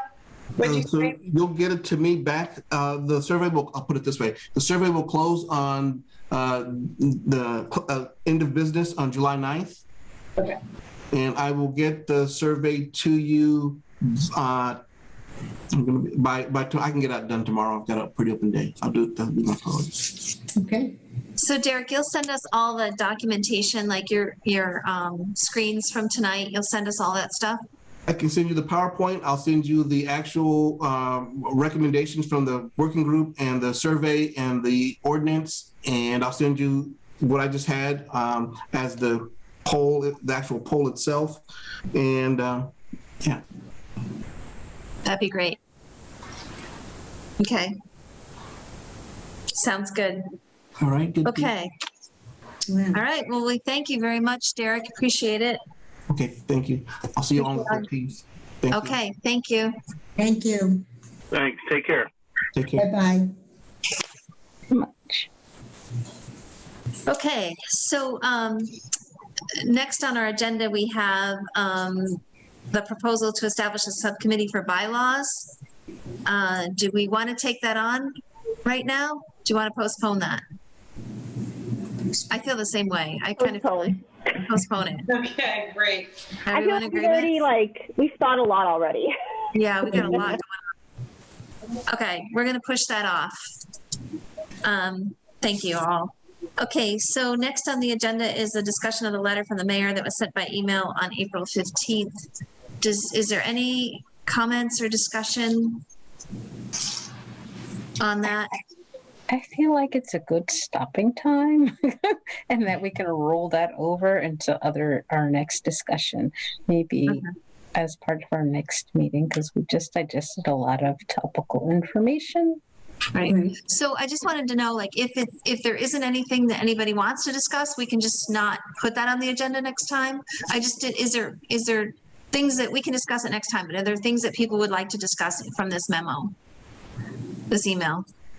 What I would like is an update from the mayor. She was waiting for the work group's recommendations to be disseminated. Now what does she think? Because we still need new members. You know, so I just wonder, like, so what's happening now? Because it's all left in her court. Right. Right. So I would say, yes, that was very nice what you told us in April. And we're curious now what you're thinking about us getting some new members. Is your impression, I just want to understand this. I watched the public safety subcommittee meeting, the recorded meeting after the fact. I just wanted to ask, are you all under the impression that public comment from that Mayor's Pledge work report is now finished? Or is there's another session? July 6th? July 6th. Okay. For the last recommendations. Okay. So that's going to happen July 6th. So I don't think we'll be hearing anything from her in terms of a response until after all that's complete. So I don't feel like stop me if I'm wrong, but based on what we're planning on doing at our next meeting, I'm not sure anybody's gonna want to, I'm not sure we're gonna have much brain power for discussing other things. So should we just plan, barring something, something really timely happening, that our meeting is going to be going through the results of the Survey Monkey, because I feel like that's going to be a pretty long conversation. And then to add other things to that, it looks like everybody's gone already now. So can we, does that make sense? Yes, absolutely. Okay. I just wanted to know, like, if we need to continue listing that, like, even in the future, or are we set with Nicole, Mayor LaChapelle's response? Are we all set with that? And certainly we'll be following up once all that that process has happened with public input.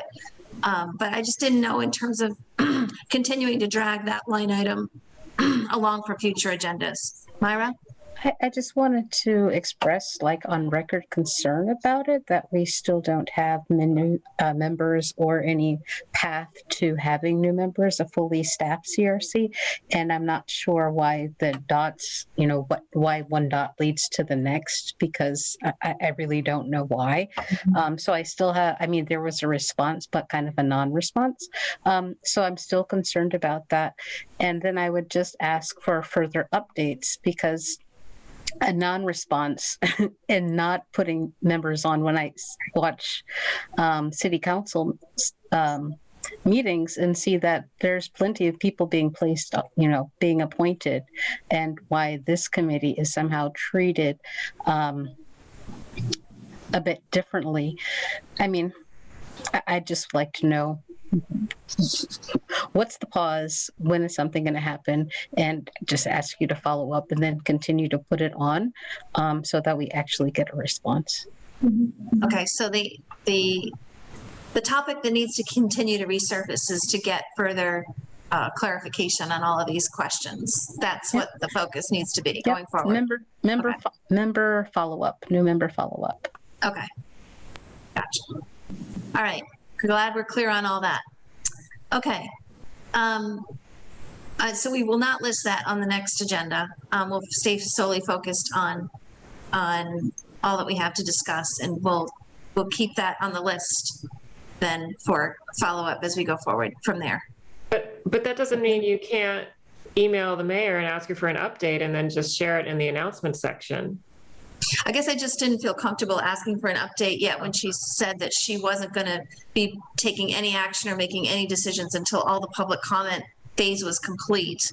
And so it's not complete. So I hate to bug her, like to I just feel like to be respectful of what she outlined as a process, you know? Well, and we could do it, but the answer is going to be, you know, if we ask her before she's going to say, she's still, you know, she's going to give us the same answer, I think. But yeah, Gabby. Yeah, but I think this also, I think Myra's point is that she never actually answered our questions. She's just kind of like kept pushing us, like pushing it aside. So I think what the request was is like to ask her, like you gave us some sort of response, but it was a non-response. Can you just provide more specifically your reasoning as to why our committee is treated differently than the other committees? Your reasoning why we see in city council meetings other committees get new members, but we're not afforded that same privilege. So I think that's the ask. It's like, yeah, it's the mayor said that she didn't want to do that, but the point is that she still hasn't actually responded to us. So when we talk about respect, I think also we have to acknowledge that respect goes both ways. And right now, like, I don't really see that respect coming towards us. So, yeah, so we can ask her again. I think that her response is going to be what she said, but we can ask her again. Rebecca? Well, you know, I might add to that to see if she has some further thoughts about the committee. I mean, so we've looked through some recommendations and things from the original ordinance, and one of those things, like reviewing ordinances, is being taken on by somebody else. So, and in a way, I think she wanted the committee to have some independence, but yet that kind of means that there's a disconnect with the city, you know, that they're taking one role and putting it somewhere else and doing whatever they do. Maybe we just need to wait for these processes to go through, but I wonder what her thinking is about that. Yeah, I think I don't have a problem with us saying to her, you know, the specific questions is from the committee is what's going on with with the appointments or that lack of appointments, and just let her speak to that. Say what she's going to say, I guess. Yeah. Right, because we do know that there's applicants, right? That there were applicants waiting. People got letters saying that the committee is full. So I don't think that there's a lack of interest or applicants. That's not our issue at hand. So we're really waiting upon that response. It sounded like she was wanting this whole, with so much being up in the air about our role in defining our mission and objectives and whether there'll be a full-time staff person or not, with all that in flux. The impression I got is that she wants to wait until that is all fleshed out before moving forward with new appointments. That's the impression I have. But I think the biggest question mark being whether we end up with a full-time, part-time, or full-time or more, I don't know, staff person funded in our city in this field.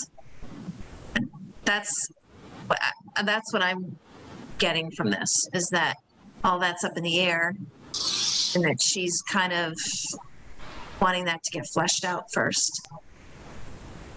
But we can let her, you know, respond again.